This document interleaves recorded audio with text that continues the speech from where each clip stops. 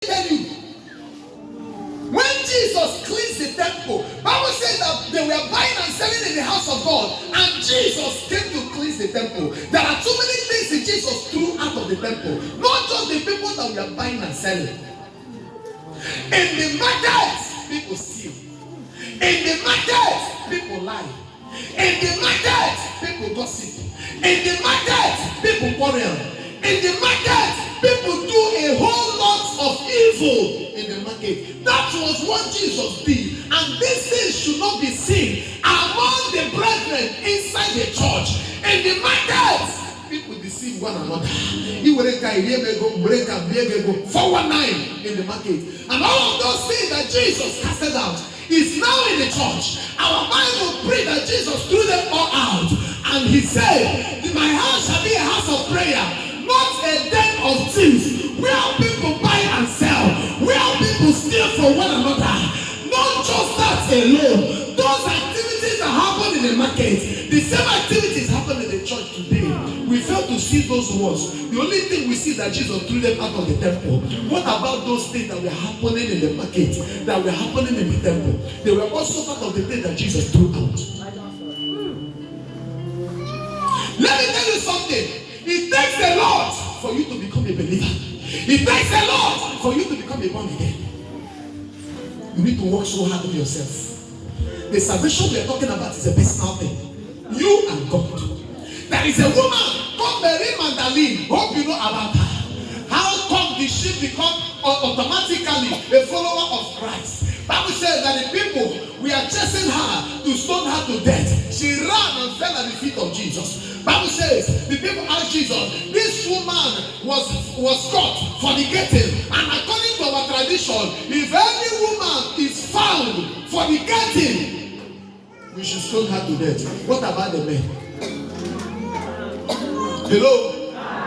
That's, by the way, number one question. If any woman is caught fornicating, we are supposed to throw her to death. And Jesus lifted up his head and said to them one another, if any one of you have not committed such offense before, be the first to cast the first stone. Bible says all of them were guilty. You were guilty, but you were busy criticizing another person. In our world today, the people that are number one in criticizing others are people that are guilty of the same sin, but they want to use your own to cover their own. You are guilty, I am guilty. So don't pretend as if you don't know about what I did. Bible says, and Jesus, immediately he lifted up his head. He saw that all of them have gone and threw away their stone. Jesus asked her, woman, where are thine accusers? She said, I found none. Jesus said to her, go and sin no more. And when I was studying this passage, I was asking myself a question. Was Jesus telling her directly, go and sin no more? Or Jesus was speaking to the spirit of sin that was disturbing this woman? Because every sin has a spirit that is backing it up. Fornication has a spirit. Stealing has a spirit.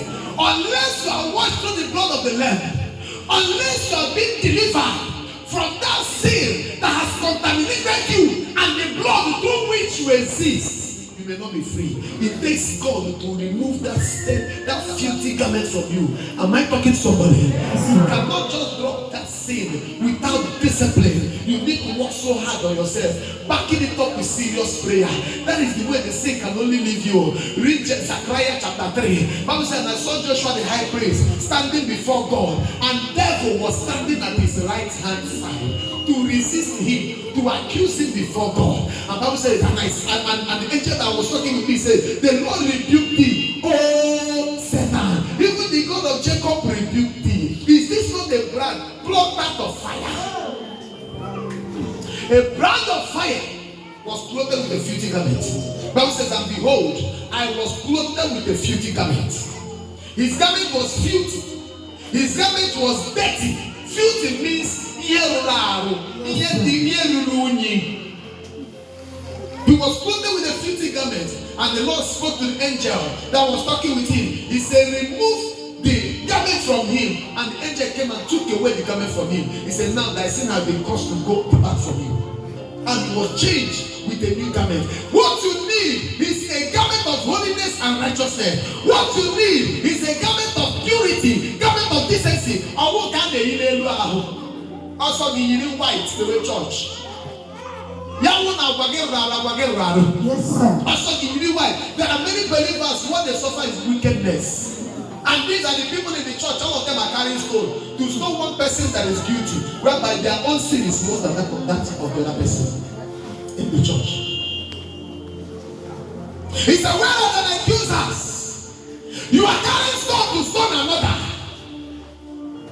And I was asking, what is the meaning of go and sin no more? Was Jesus actually talking to the woman, or was she talking to the sin that is behind her?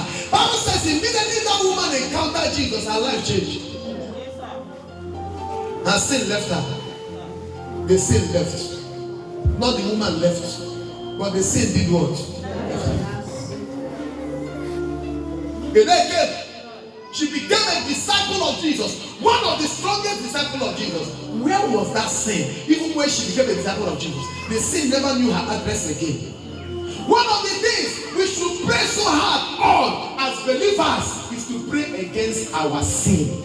That sin that refuses to leave you. There are people that have a wicked mind. Naturally, as a believer, as a human, you are so wicked. We need to work on ourselves. There are many believers that are so judgmental. You will sit in your place, you pass judgment over every other person. You need to work on yourself. There's no love inside of you. The message of Jesus was centered on love. Was centered on love. And Bible says, go and sin no more. What does it mean? There is more to that than what you see.